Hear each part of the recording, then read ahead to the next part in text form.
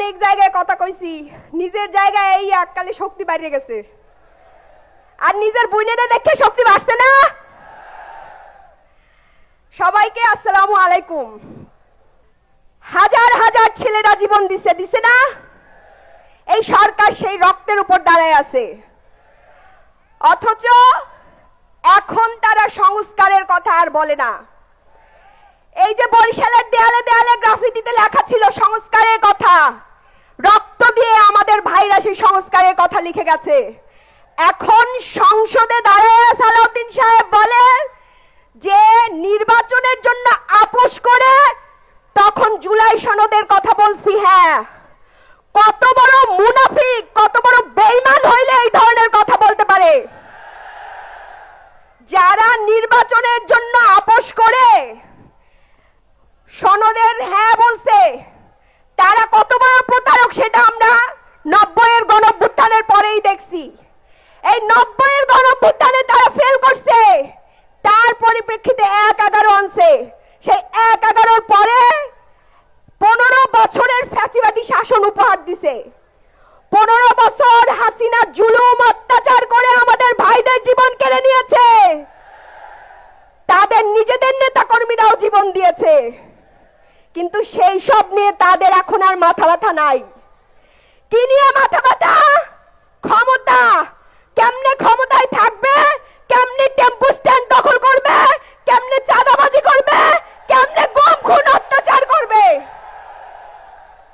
ওনারা বোধহয় ভুলে গেছেন এটা জুলাইয়ের পরের বাংলাদেশ, রক্ত দিয়ে লেখা বাংলাদেশ। এই বাংলাদেশে আর এই অত্যাচারের রাজনীতি চলবে না। ইলেকশনের কথা আমরা ভুলি নাই, ইলেকশনে কি করছেন সেটা ভুলি নাই, রামদানিয়া দাঁড়ায় দাঁড়ায় ভোট কেন্দ্র দখল করছেন ভুলি নাই। কেন মেনে নিছি জানেন? আপনাদের ইঞ্জিনিয়ারিং করা ইলেকশন আমরা মেনে নিছি শুধুমাত্র দেশের স্থিতিশীলতার স্বার্থে। কিন্তু শহীদের রক্তের সাথে বেঈমানি করবেন, জুলাই সনদের সাথে বেঈমানি করবেন, গণভোটের সাথে বেঈমানি করবেন, সেইটা বাংলাদেশের জনগণ মেনে নিবে না। 70% মানুষ জুলাই সনদে, 70% মানুষ গণভোটে হ্যাঁ বলছে। ইলেকশনের আগে তাদের নেতারা, প্রধানমন্ত্রী নিজে বলছেন গণভোটে হ্যাঁ বলুন। এখন আর গণভোটের কথা মনে পড়ে না। কারণ কি জানেন? সংস্কার হলে দেশে কল্যাণ রাষ্ট্র হবে, তখন আর চাঁদাবাজি করে খাওয়া যাবে না। এজন্য আজকে সংস্কারের বিপক্ষে দাঁড়িয়ে গেছে। দেশ নেত্রী বেগম খালেদা জিয়া অত্যন্ত দূরদর্শী ছিলেন। তিনি বারবার সংস্কারের কথা বলে গেছেন। তিনি বারবার বলে গেছেন যখন বাংলাদেশের সরকার, জনগণের সরকার আসবে, তখন এই সংবিধানকে ছুঁড়ে ফেলে দেওয়া হবে। বর্তমান বিএনপির লজ্জা থাকা উচিত। যেই নেত্রী তার জীবনটা জেলখানায় দিয়ে গেছে সংস্কারের কথা বলে বলে, তারা আজকে সেই বেগম জিয়ার স্বপ্নের সংস্কারের সাথেই প্রতারণা করছে। বেগম জিয়া বারবার বলে গেছেন সংবিধান সংস্কার করতে হবে। আজকে সালাউদ্দিন সাহেব ওইখানে দাঁড়িয়ে বসে যে সংবিধান সংস্কার করা সম্ভব নয়, সেটা নাকি আইনে নাই, সংবিধানে নাই, তিনি বারবার সংবিধান দেখান। তাদের নেত্রী যে সংস্কারের কথা বলে গেছেন সেই সংস্কার কি তারা অস্বীকার করছে।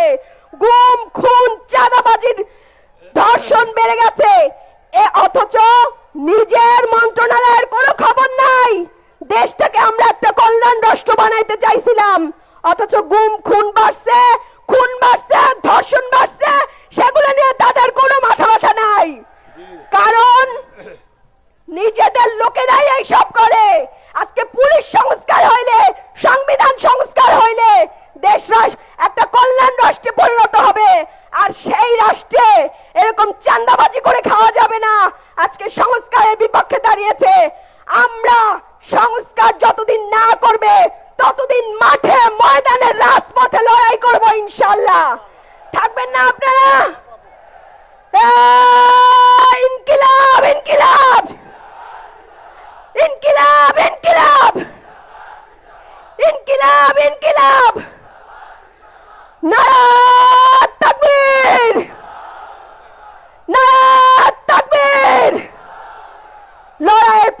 সাংবাদিক দীর্ঘ ভাইরা, ক্লান্ত হয়ে যায়েন না, ক্লান্ত হবেন না, আমরা আছি আপনাদের সাথে, আপনারাও আমাদের সাথে চলেন। সবাইকে আসসালামু আলাইকুম, দোয়া করবেন সবাই।